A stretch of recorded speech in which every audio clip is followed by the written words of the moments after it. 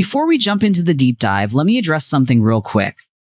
If you're expecting a 20-minute or longer analysis, I totally get it. Deep dives can go that route. But here on Real Talk Unfiltered, we prioritize your time.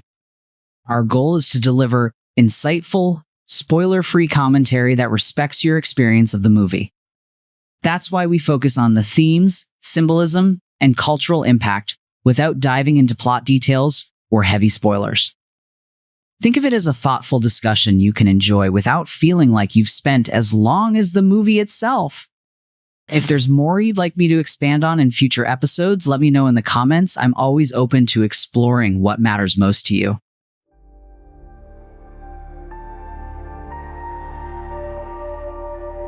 Welcome back to Real Talk Unfiltered, where we're taking our final lap around the Colosseum with Gladiator II.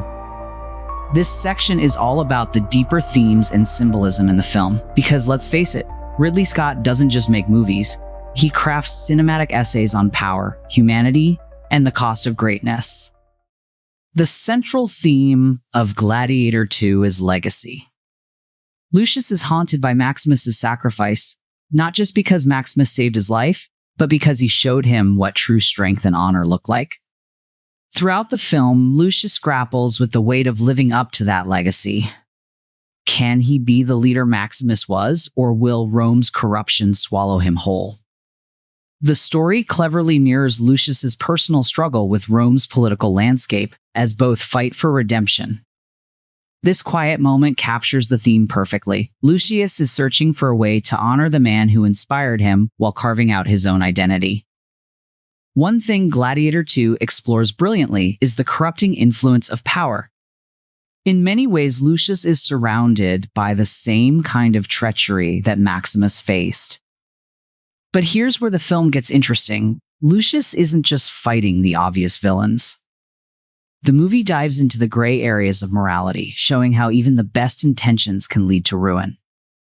It asks, can anyone hold power without being corrupted by it?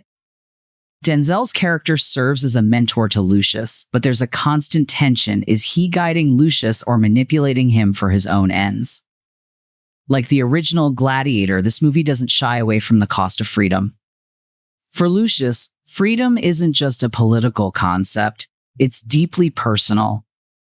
He's fighting to free Rome from corruption, yes, but he's also fighting to free himself from the shadow of Maximus. The sacrifices Lucius makes along the way, both physical and emotional, force him to confront what freedom truly means. And here's where the movie gets poetic.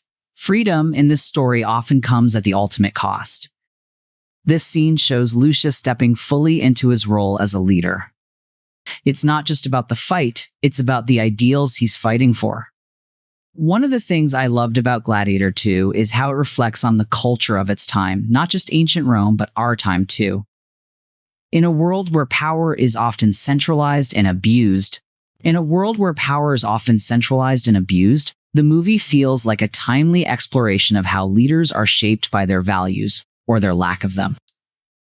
The way Rome's political machinations play out on screen feels eerily relevant, reminding us that history has a funny way of repeating itself.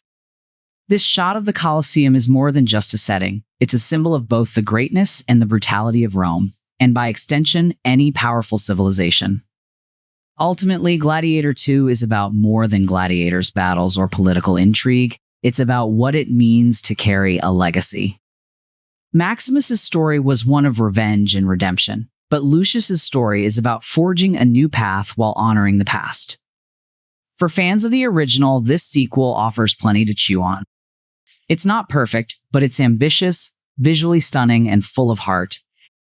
It reminds us why Ridley Scott is a master of epic storytelling. And that wraps up our deep dive into Gladiator II. From its exploration of legacy and vengeance to the powerful symbolism woven into its storytelling, this movie gives us plenty to think about. But what about you? What themes stood out the most to you, and how do you think Gladiator II compares to the original? Let me know your thoughts in the comments or on social media. Don't forget to follow the podcast for more deep dives, reviews, and commentary on your favorite movies. And if you enjoyed this breakdown, share it with a fellow movie fan. Strength and honor, everyone. I'll see you in the next episode.